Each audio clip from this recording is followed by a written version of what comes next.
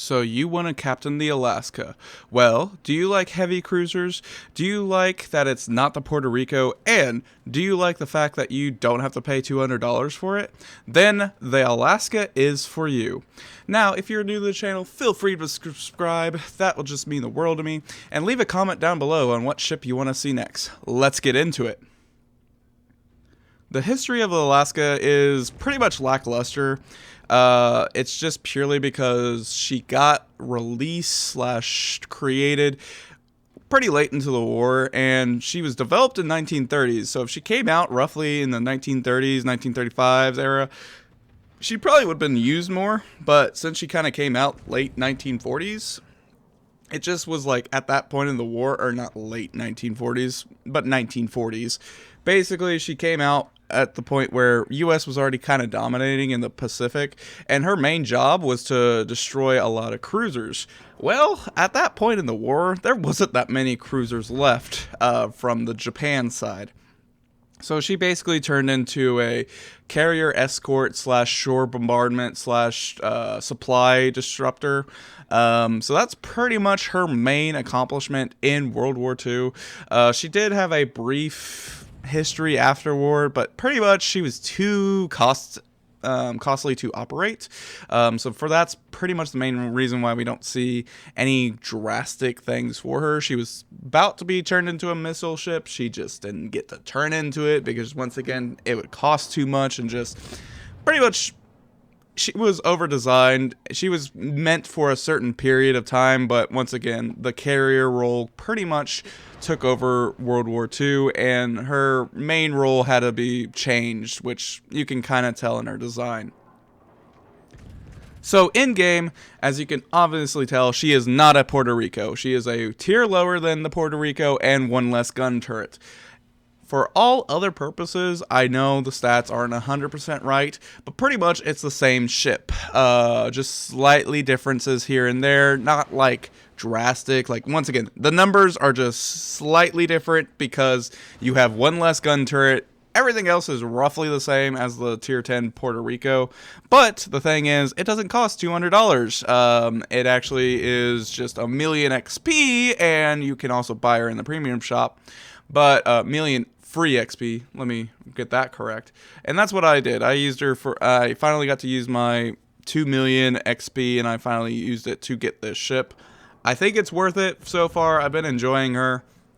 But once again, I'm not very much a cruiser main, so that's kind of like the tough time I have, is I'm more of a destroyer main, but that's for a different video. That's kind of getting off topic. So for the main point of this video is the Alaska. So you want to pretty much play her about 10 to 12 kilometers out, to be honest with you. Now, the most dangerous thing about this ship that is actually hurtful to itself is the fact that you have radar. Your radar range is only 10 kilometers. And this what gets a lot of, I feel like, gets a lot of U.S. Heavy cruisers in trouble, is because they think they're supposed to be shooting and killing the destroyers. That is not your role. Your role is to destroy other cruisers.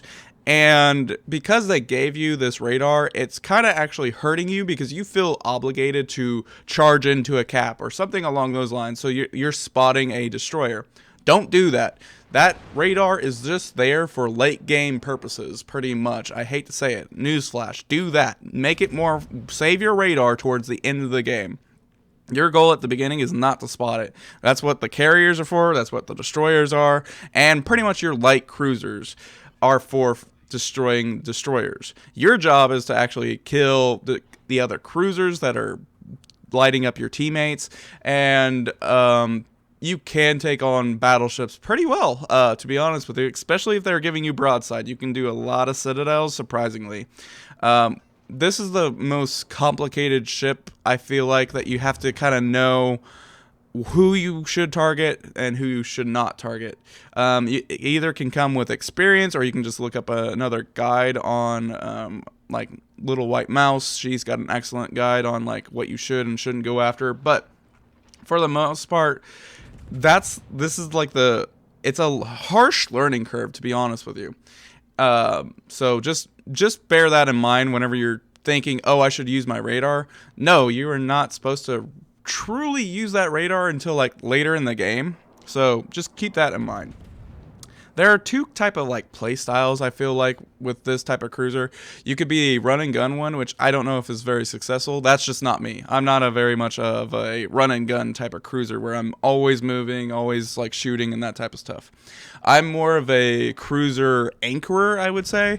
So I either find a part of the map where I'm kind of either far away from, or like basically like I'm at a 12-kilometer range or more, just kiting, or I'm at a island beside a very crucial part, like by a cap or something, but it's not like right on the cap, but close to it, so I'm still protected and I can still use effective fire. That's what I play. I'm more of a use an island as a cover and be an anchor. I've always been an anchor, and that's how I usually play my cruisers. And I feel like that's more effective because you can use your guns. You're going to be using your DPM. It's a little bit slower than some ships, but once again, you're using your DPM effectively, and that's what's helping you out overall to get your credits and XP that you want to get with this ship. Because if you go in there guns blazing and using your radar, I feel like is not the most successful way of using this ship. So once again, you have to be mindful of your teammates and what your teammates are doing if you're using this strategy of just anchoring.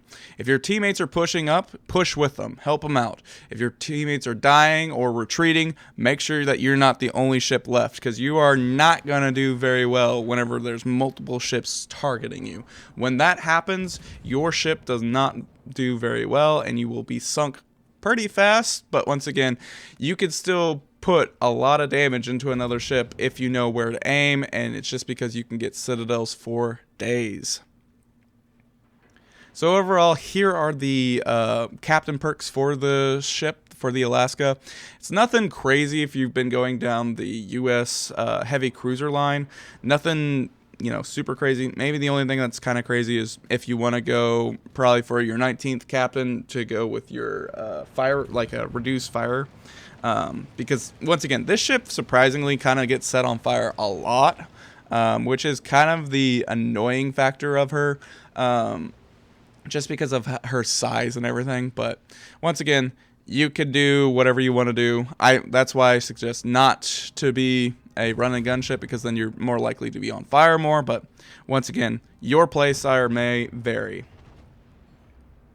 So hopefully you guys enjoyed this video. Please feel free to leave a like and leave a comment on what ship you want to see next. It would mean the world to me, because it's awesome to get some feedback from you guys. And it's also been, entertaining to provide new ships that I didn't even think of. With that being said, thank you for watching and have a wonderful day. Thanks. Bye-bye.